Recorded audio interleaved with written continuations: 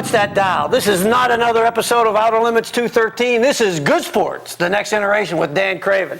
And my co-host today is going to be Dwayne Kohler. How are we doing, Dwayne? I'm glad you thumped me on that shoulder, Dan. We can talk about that later. We can talk about that later. Hey, you're probably wondering why I have these goggles on. And I'm going to tell you, tonight we have a special show for you. Tonight we are filming out at the 5-Star Cycle location, which is out in Sagertown, Fry Road. We'll get a little bit more of that details later.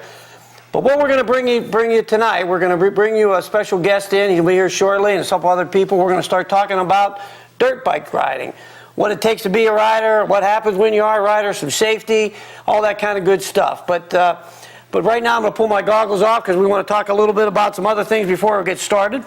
Dwayne? Well, since we're here, and this might be a good place to find something to make a good video from, okay. Our next episode on Crawford County Outdoors is the Viewer Video Show. So we're recruiting now. Why we're doing it this time of year, because this is typically hunting season time of year, and folks like to video their kids' first hunt, or maybe that fishing trip you had videoed over the summer. I've already gotten a few of those in, so our next show that we're going to be putting together is going to be our viewer video show. So the video I have so far was from someone's trip to a salmon fishing trip in Alaska. Very good. And we have 2 deer fighting underneath the deer stand, which I think you know the person involved with that one. You know Ken Smock? I do. Yeah. So you know the story. He shot the winner of the fight. So you have to look forward to that one on Crawford County Outdoors. But very good.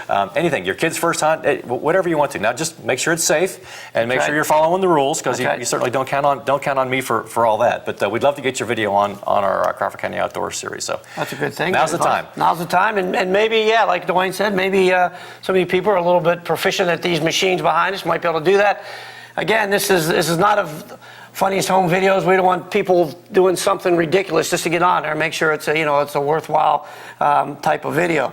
Now, I will say that Dom is not with us tonight due to some other personal requirements and restraints. He's not with us tonight, so don't have to put out an APB for him or any. Did you say parole? Is that what you said? No, I didn't say parole. Oh, okay. I said personal duty. Okay. My dentures might be slipping. I will tell you that just a kind of a heads up in some future shows we're going to be having down the line. I think hopefully next month we're going to be doing some. Everybody kind of gets into that end of year. I'm too fat and I'm too chunky. I want to tone up. So I think we're going to get a show with some of the fitness instructors from the YMCA Vernon. I know John Sutton's on board. Quentin Hargerreiter III said he might be a part of it, and there might be a few other people that we're going to work in trying to get to be a part of that. So that's coming up in hopefully in December. And to tag onto that, to segue onto that, this is why this show is right up there, because we think ahead. To tag onto that, Roseanne Rust, who's a nutritionist in town, has many books on nutrition and so on and so forth. We're going to tag on to that fitness thing, because what's everybody doing in New Year's? Oh, I want to lose weight. So they stop eating, they don't know what they're doing. So see, this is why this show is what it is. Right up there with the Vernon Township Supervisors. You scare me, Dan. I know. You scare me with that. I know. Scary. Anyway, so those are some upcoming shows. Dwayne, anything else we want to add on to the I just wanted to throw out a big thank you to you for relocating my shoulder that got dislocated a few weeks back. Well, that's okay. Had a little minor incident. I sneezed and my shoulder got dislocated, and so thank you for getting it back in place. And that wasn't a first time. It was a repeat job, and Dr. Paskowski's going to fix it up here. So we're excited. Maybe we can get some video of that for our viewer video show. Yeah, I'm working on that. Might be able to do that. I'll tell you what. That was a short intro. We're going to take our first break, because stay tuned. By the way, this is my new dynamic image, the Golden Spike. We'll be right back. We're going to be back with our special guest. Don't go away.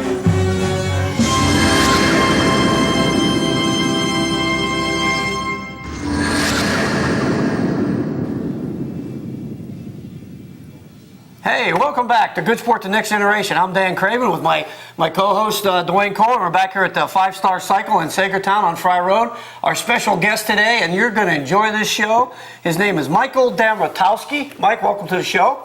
Thanks, Dan. Good to have you. It's a pleasure to meet you. Pleasure to meet you guys. This show, I want everybody to know that this show is brought with a lot of validity to it. We're going to ask more. We're going to talk to Mike here a little bit about obviously dirt bike riding and so on and so forth. Now, people wonder why Mike is on the show. Why didn't we just pick someone else to be on the show? I'll tell you why. It's because Mike has some solid history and has some good stories to tell and all this. This is just a tip of the iceberg of some of the hardware he has won as a racer, and we're gonna expound on some of what his resume has made up. And the reason we want to do that is because eventually we're going to talk about, for some of these people that are interested in getting their kids involved or maybe yourself involved, that what we're going to learn today, not only from Michael, but from the staff from 5 Star, who's been doing this for a long time too, is that you do it right. And Mike, so kind of give us a little history on maybe when you started, how you started, and what your interests were, and just kind of take off, and we'll go from there.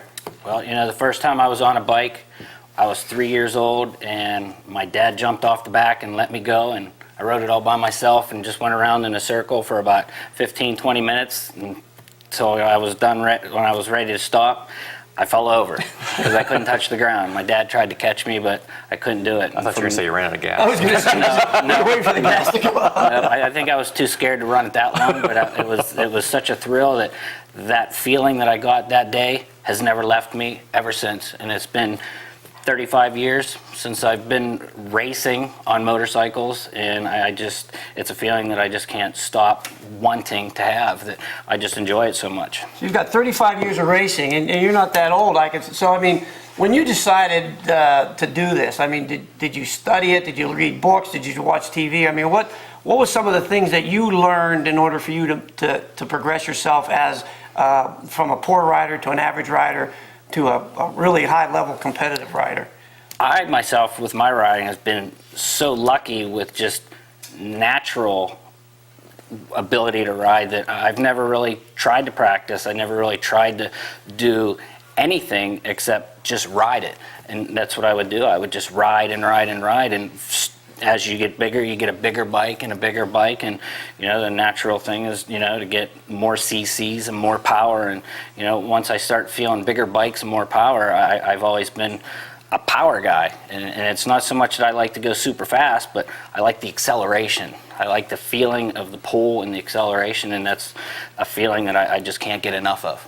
So why the dirt bike angle and not like those crazy guys you see on TV that skin their knee on the ground? Well, I've tried that. Oh, you did? I've tried that. I've gone to racetracks, and I've actually been on a track and put some time in on the street, and it just never does it like a dirt bike does. And I've had a few injuries in my career riding, and I've gotten street bikes, and I always end up gravitating right back to the dirt. I just like riding in the dirt. There's no rules, there's no regulations. You do what you want to do when you want to do it. You don't have to look around and make sure the cop's there and you're going to do something, get in trouble, because if you get in trouble, it's something that you did by yourself. You don't have to worry about nobody else telling you what you can and can't do.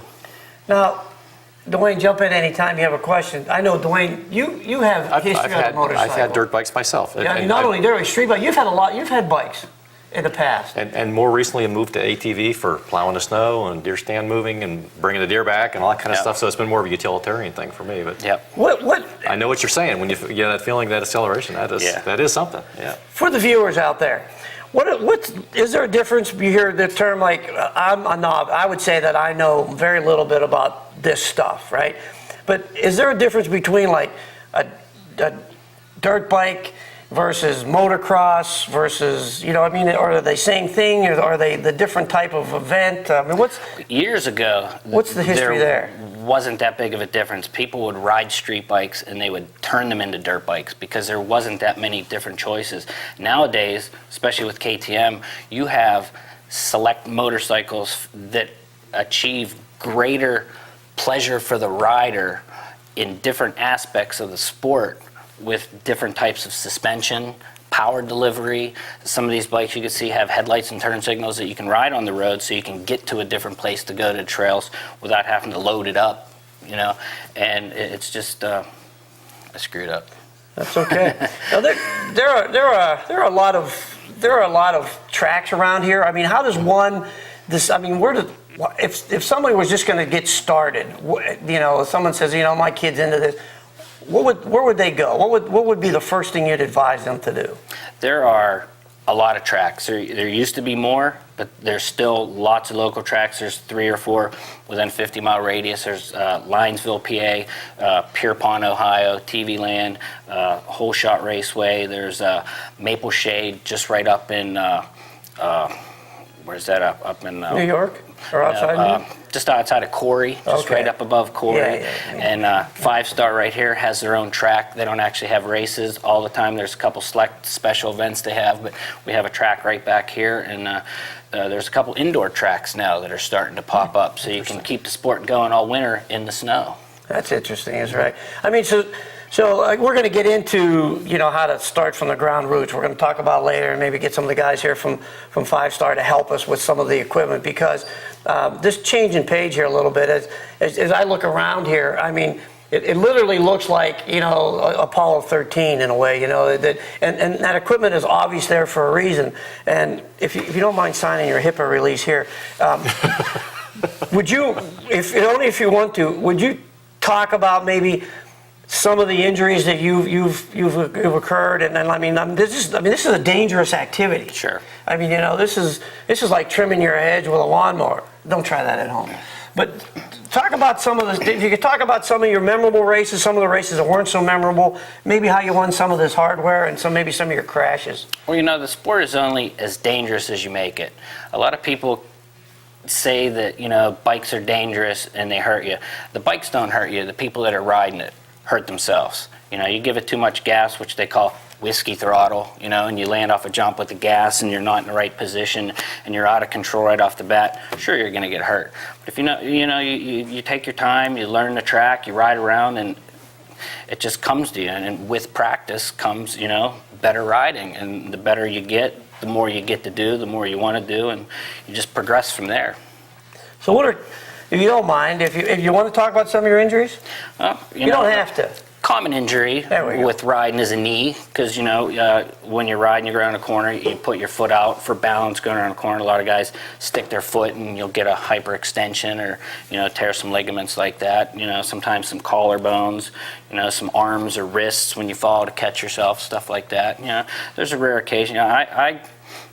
One of my worst accidents was back in '89 down in Pittsburgh, and I took a handlebar in my intestines and I punctured my intestine. Yowzer. But it didn't go through, and my stomach hurt real bad on that one, but I didn't realize how bad it was until about a half hour down 79 coming back up north to come home, and I was on the floor of my buddy's pickup truck, rolled up in a ball. We were going about 90 miles an hour to get to the hospital, and then I found out that was a 3-month stay. Was it really? Like I said, I did my knee twice. I broke a collarbone. I raced one time and got a bad start, was in a dust cloud, and the turn came up a little bit quick on me, and I hit a big road grader tire that was the course marker, and when I tried to pick my foot up to go over it, I was going a little faster, and I didn't, and it hit my foot, and I got a spiral fracture and broke my tibia and my fibia bone and had to get some plates in there. And just recently, it was a nagging injury just from the motion all the time. I took a couple hits to my shoulder, and yours truly here is helping me out with physical therapy. And I don't know what hurt worse, the accident or the grueling punishment that he puts me through in the gym to fix it back up. But okay, the point is you see, the NFL guys get hurt, NHL guys hurt, even though they're all well equipped. So this sport comes with some hazards. Dwayne, Would it change anything? Would you do it anyways with the risk of getting banged up here and there? You look back on it. There's a couple things that sure I would have done it different. I would have got a better start. I know what I did, and I practiced upon that, so I got better on it. But yeah, there's a few things, a couple accidents that guaranteed I would go back. I wouldn't change. I am what I am today because what happened, but I would probably change it a little bit so I wouldn't be in the hospital so long. There you go. So I wouldn't be off the bike as much. Now go ahead. Let me ask you a couple of things about, not so much maybe with this one that's right behind us, but the clearance that's on these bikes is amazing. I haven't been around dirt bikes for decades. The clearance is shocking to me. I mean, you've got all kinds of room that's going to take you over a bump well, and the suspension on the rear, one big shock in the middle as opposed to one on each side kind of a thing. Talk about that for a sec. That's totally different than what I remember from when I was a kid. When we started, just like you said, the bikes have progressed so much over the years that a new kid getting into the sport can actually do the things that somebody was doing in the sport just 10 years ago right off the showroom floor. These bikes nowadays are so performance oriented compared to what was in the old days where they used to have to adjust things and put better things on to match what you're doing. You can go into this shop and pick a bike and it's tailor suited for you right off the bat, because we have machines that are competition ready, and you don't have to do nothing to it but put gas in it, put some gear on, and you're ready to line up at a national race. You can compete at a national level on some of these bikes. And then we have the ones that are slightly more, not, I guess you could say docile, you know, a little bit more trailer oriented. The suspension isn't as stiff.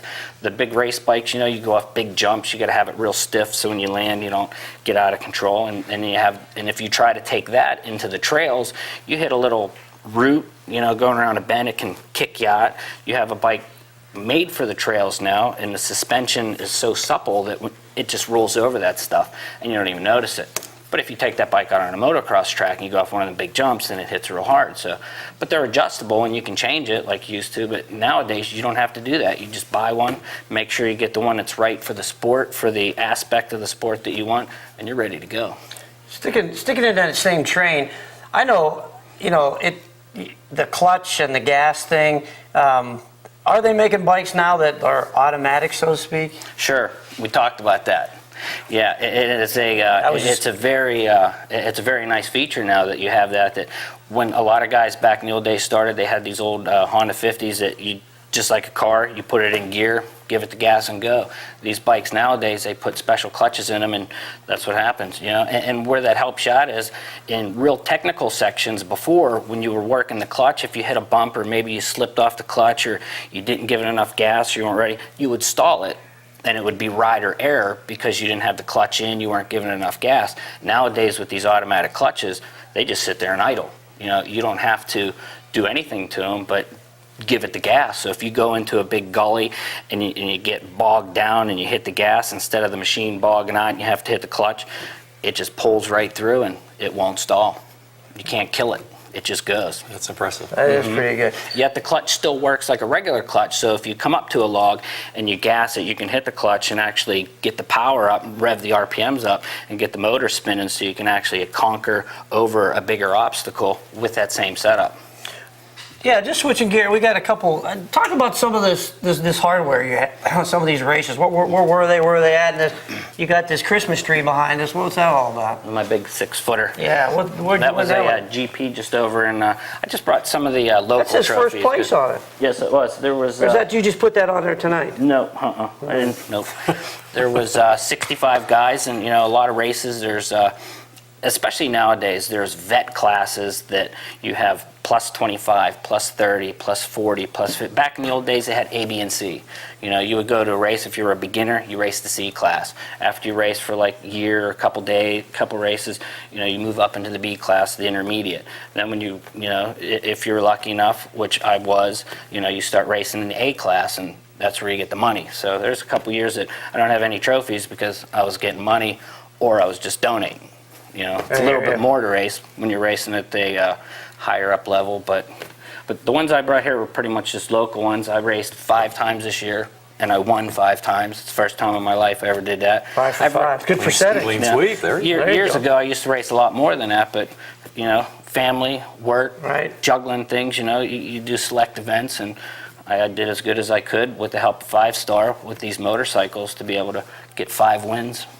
Now, do you tinker around yourself, and then these guys kind of help you fine tune it, or? Sure. I guess everybody kind of likes to tinker their own, but you do a little bit of your own mechanic stuff too. You know, I used to, but now with the help of 5-star, you know, tinkering, you know, yourself is kind of like just kind of guessing and fiddling. With these guys here, there's no guessing and no fiddling. They get their information right from the factories that do this stuff on a full-time basis, that know what they're doing. So when you come in here and you say, hey, my bike's doing this or that, you tell these guys that, boom, right, it's fixed. It's not like, well, let me try this a little bit, then you go out and ride. It's even worse. And then you go back out and you try it again and you come back and it might be a little better or kind of so-so, you know, it's a hit and miss, hit and miss. You talk to somebody who knows what they're doing, you get it right the first time, you go from there. Well, that is true. That's like anything else. You know, you baby your chainsaw. You know, when we do your event. You know, some people you take it to a guy that knows how to work a chainsaw. You don't take it to a guy that cuts meat for a living. What about KTM?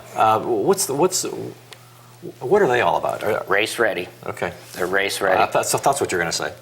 You know, what more can you say? I mean, it's race When I ready. look around this shop, I don't see a bunch of cushy, street bikes and a bunch. I see racing bikes. I mean, it looks like Performance oriented. Yeah. It's a performance oriented sport. Everybody, that is on a KTM likes to achieve a goal, which is personal satisfaction with your machine. And these bikes are so custom tailored. There's so many different models, like I said, that you can key right in on a certain model and it fits the bill right off the bat. We have the street and trail models, which basically are the trail models with lights on it. I mean, a lot of companies have street and trail bikes that are like maybe 90% street, 10% trail. They put knobby tires and some.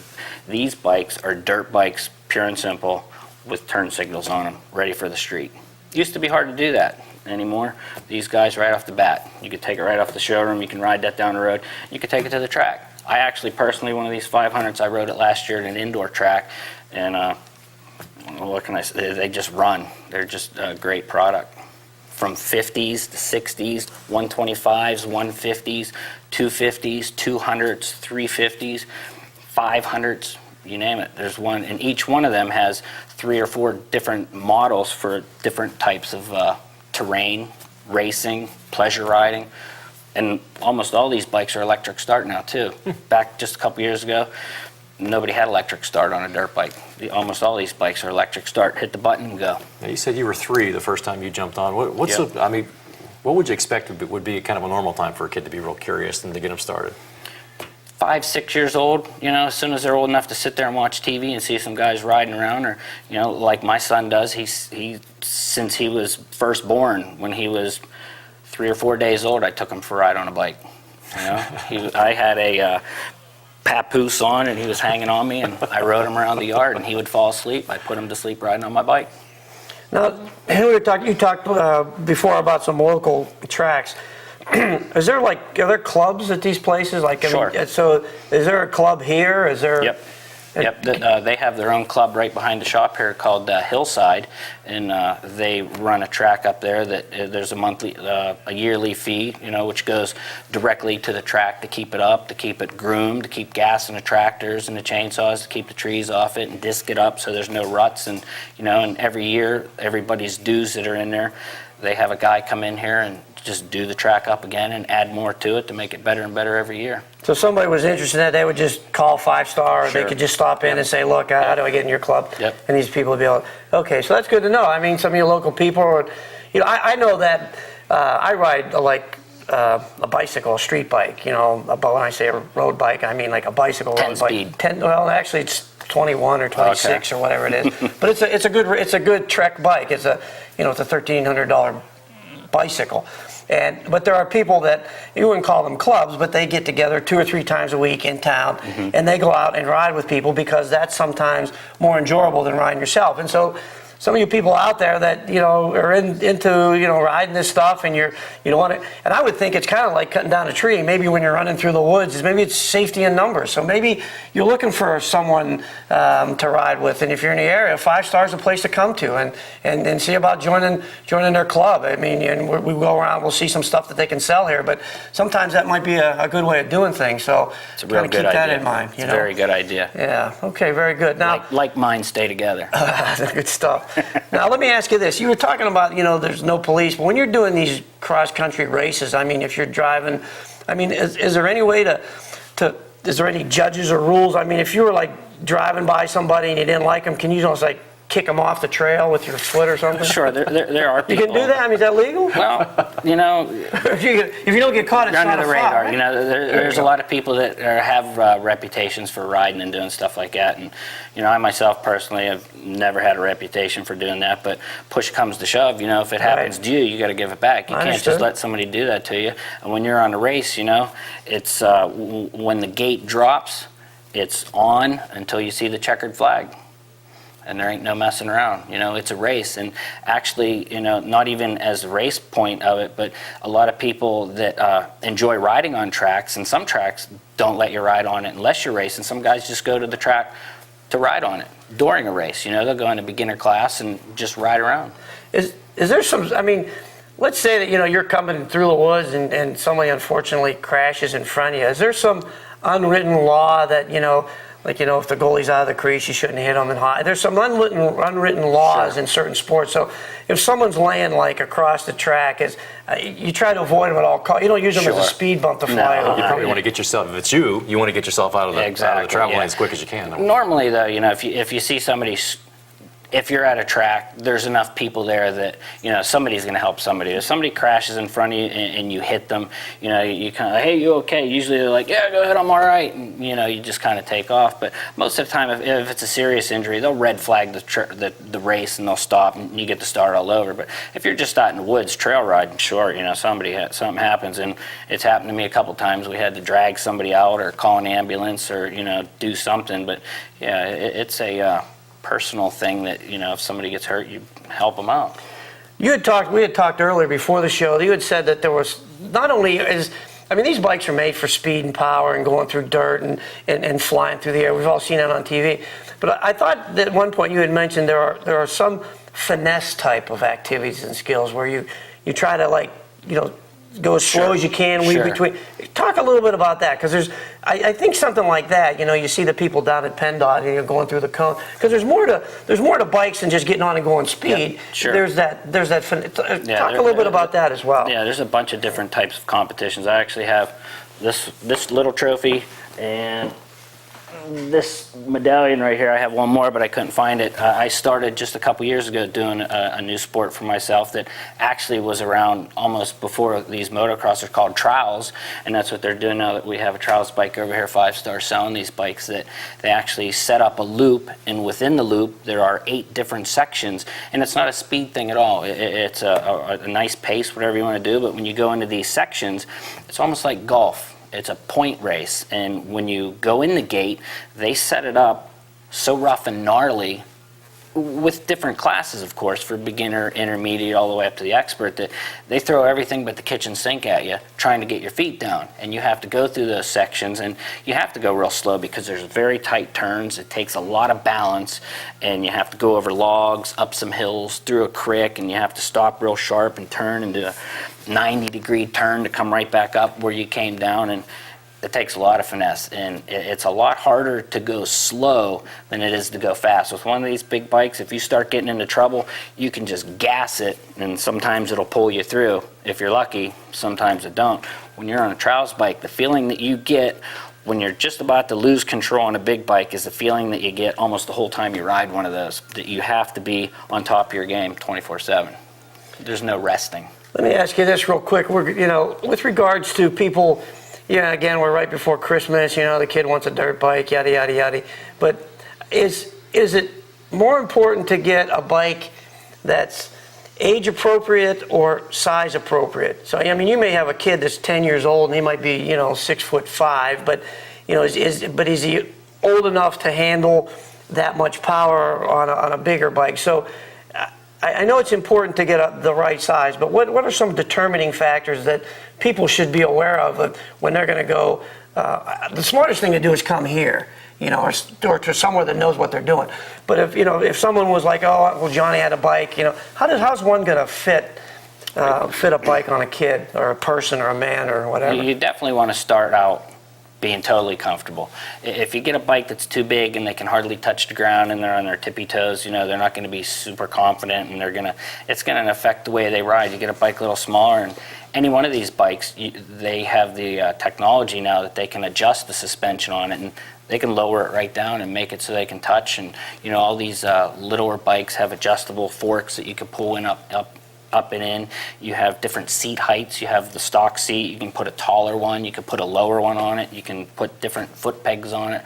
You can tailor make it. As far as the power goes, there's ways to regulate that as well to make it, fit a new rider so they're comfortable on the bike and they're not getting overpowered, but yet, once they start getting better, they can start upping it a little bit and, enjoy it a little bit more, because anytime you got more power, it's always funner.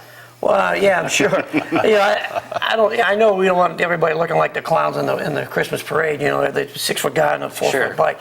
But I know that it's like when you do like my bike. You go in there and Pat, Emig says, come here and he does all this stuff and he measures this and you stand here and he says, this is the size of your frame. And I didn't know if that was similar to this type of machine or not. It's somewhat. There's 50s, 60s, 80s, 100s, 105s. There's goes all the way up through, and each one of them you can tailor fit them a little bit up or down, either way you need to go. Okay.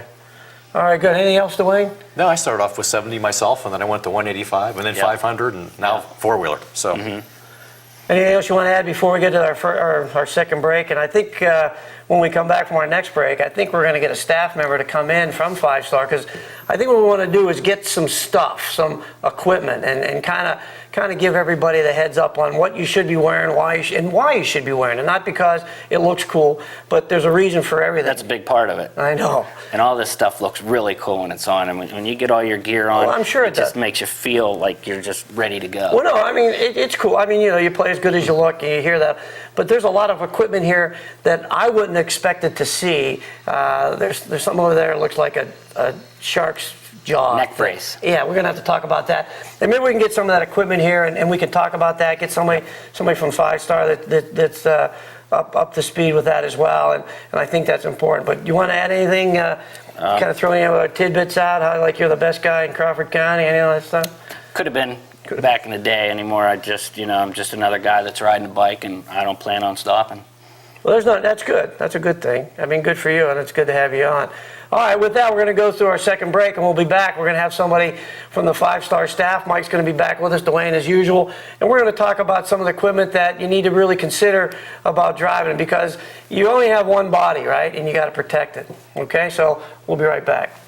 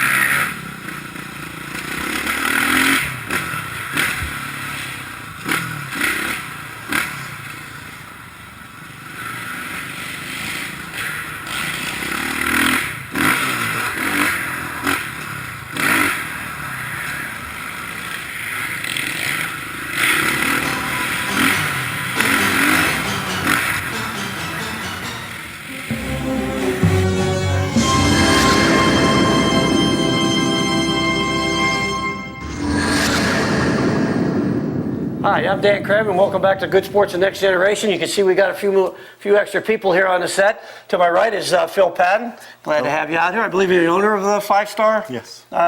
Cycle shop out here. This person who you really can't see is his son, Dan Patton. He also works out here as well. Just hit him. He's trying to shake your hand. Oh, I'm sorry. Dan, and there's Dwayne Cole, you remember him? And we just, of course, from our first segment, we're just going to call you Mike. All right, Phil, what this segment we'd like to be about is some equipment that we would consider to be mandatory, not only for safety reason, but can you just kind of go through maybe what the equipment is, what you should wear, not wear, and so on and so forth for us? Okay. Well, we might as well start at the top with the helmet. I'd say that's as simple as your seat belt. You should always wear a helmet. Goggles are for eye protection, and then on down you end up with a. Hey, can I ask a question? Yes. This piece here. Yes. Is that going to keep rocks and things from flying into my face? Yeah, or? that's a very multi-function. For off-road riding, the debris helps. Also, if I see a branch coming, I'm going to duck my head down, duck catch it your on head. this. Yep. Okay. Plus, the wind's going to come through here. I see it's got some ventilation there, yeah, so it's very not well going to ventilated. Not going to hold me. It's not going to be pulling my head back the whole time from the wind. No. Okay.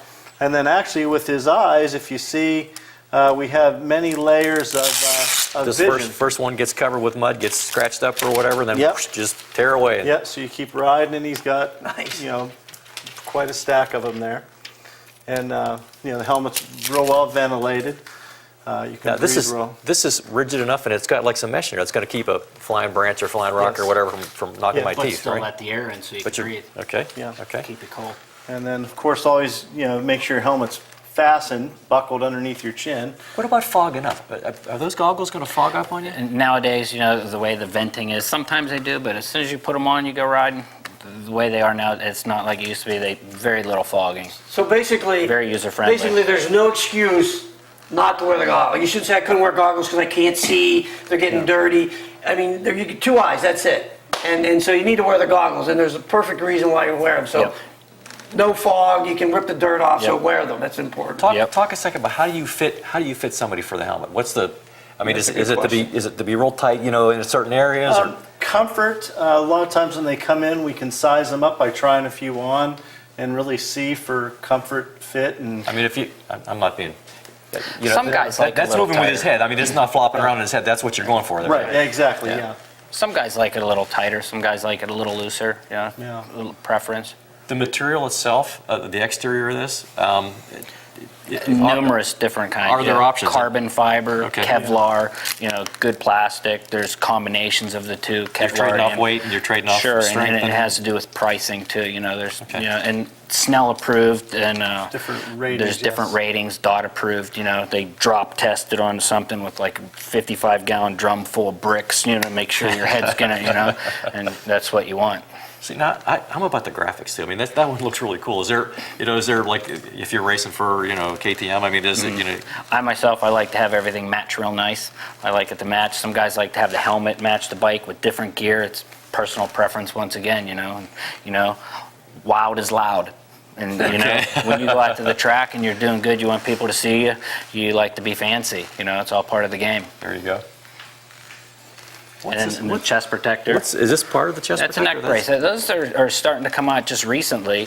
That last couple of years get more and more fashionable and easier wear. What that does is when you take a hit on your neck, it takes the hit from your head.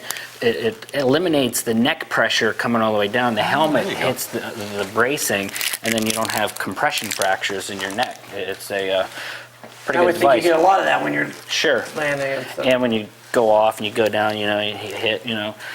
So this is an add-on. This is an add-on to the chest guard. And that's chest protector. That's Are they locked? Are they locked in somehow? And Some of them are. Some of them aren't. Okay. It depends on this particular one. This is a fly chest protector and a fly neck brace. So they go in. There's other companies that make them that you can put on other stuff. Some of them fit loose. There's a high-end item, and there's one that you could just put on it.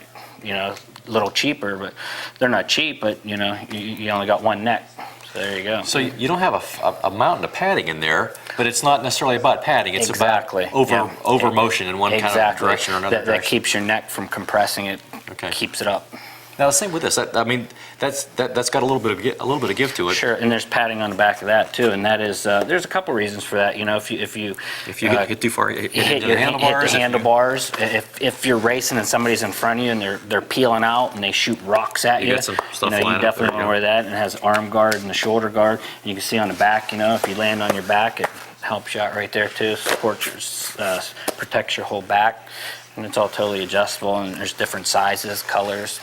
Now you described an injury you had earlier. Did that get you just below that? It did. Yep, it did. Now talk about the suit underneath. Is that proof of any? I mean, does it rip proof or like if you're sliding on gravel? It's is it gonna totally rip? rip proof, but there's different ends of it. There's cold gear, which is thicker. There's stuff. This stuff is more for warmer temperatures. It's totally vented, so you're a lot more comfortable. There's thicker, thinner. There's material that wicks away perspiration. It keeps you cooler. Like this time of year, people are starting to put on shirts that don't have the holes in it, that are thicker and warmer. Right.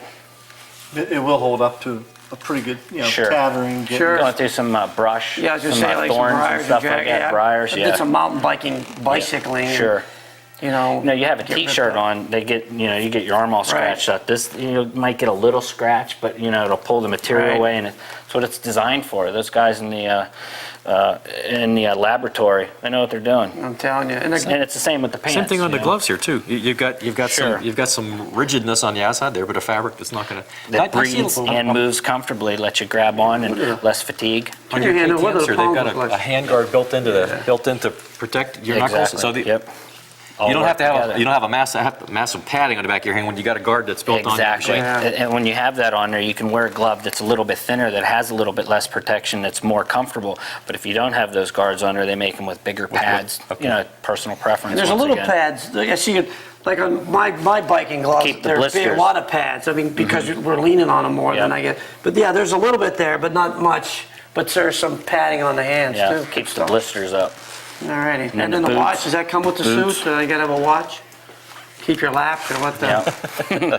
And then the boots, you know, they go, well, there's knee pads in here too. There's different styles of knee pads. There's, you know, braces to keep from lateral movement, hyperextension. And then there's cups on them to keep the rocks, you know, from hurting you or bouncing into you. And then, here, I'll show you one right here.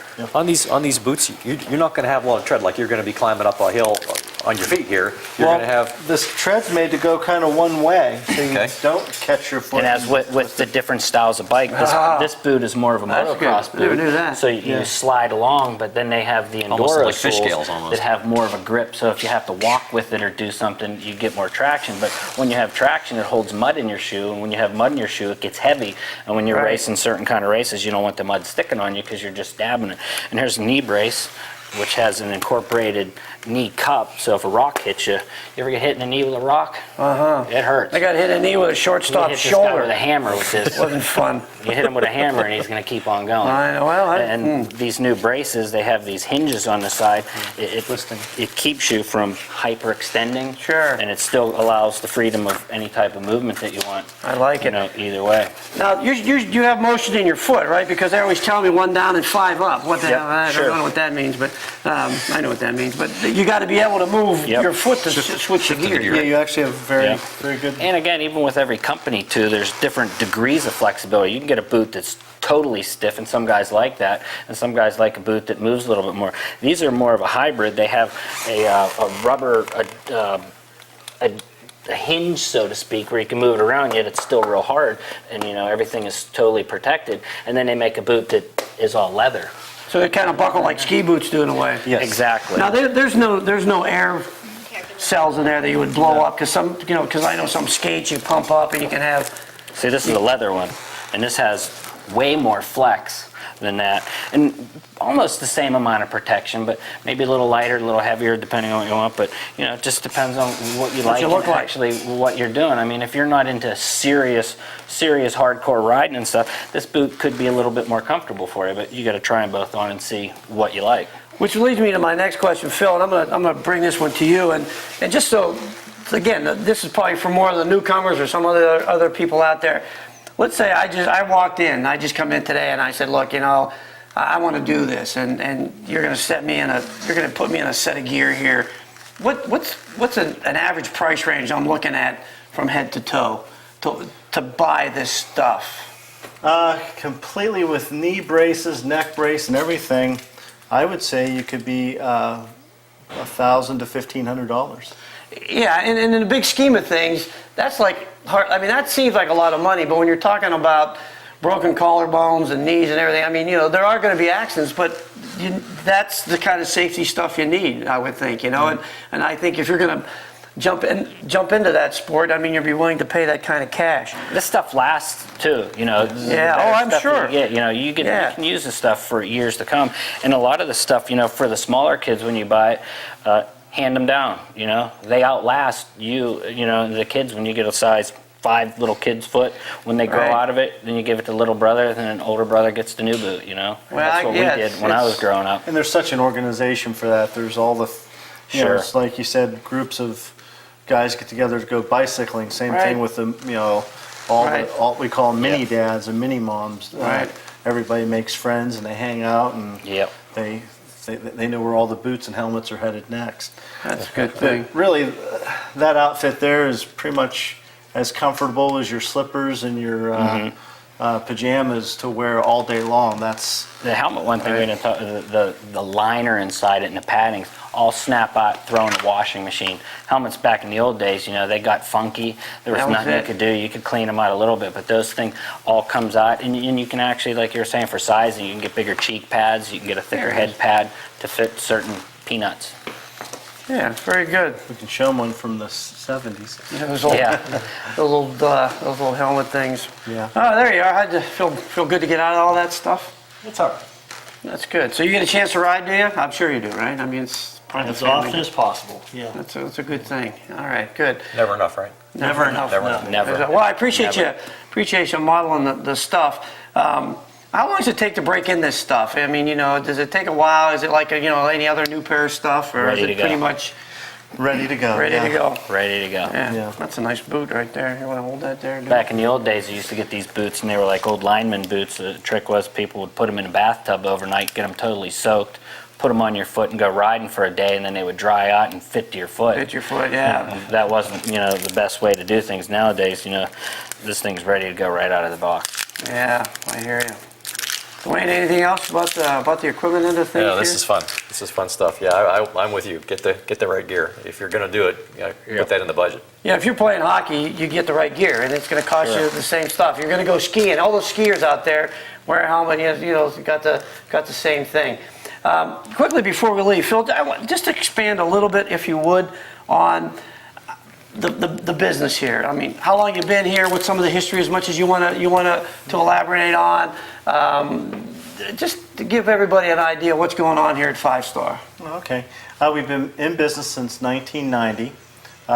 We've been with KTM for, I would put about 13 years with the KTM brand. We're 3 generations. There's actually my father, Mike, which he's known as the General, and then myself and Danny. And we keep the ship running day to day. I handle most of the service manager type stuff. Danny takes care of administration, sales, pretty much runs accessories. And Mike is the parts manager.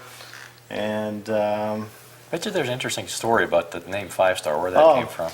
well, our last name is Patton, so with the time of all the racing my father's done, he got the nickname the General. So therefore, that's how 5-star cycle from the aspect, from the general part of it. So you guys have a service department here? If someone had a bike Yes. that was sick, they could bring it out here, and Yeah. you guys would be able to work on that? Okay, very good. Good. And we're located on Fry Road, halfway between Gospel Hill and Grange Station, roughly. Their service department and the shop is actually what's called an orange level dealer, which is the top there line. we go. There's a lot of dealerships that sell KTMs that are not an orange level dealer. Maybe you should touch on that a little bit and tell them exactly what orange level is. That's pretty There's good. about 12 of us in the United States, and actually we'll bring Jeremy over. Jeremy's a big part of the orange level, along with me with the KTMs. We get KTMs from all over here that have any funny problem or anything.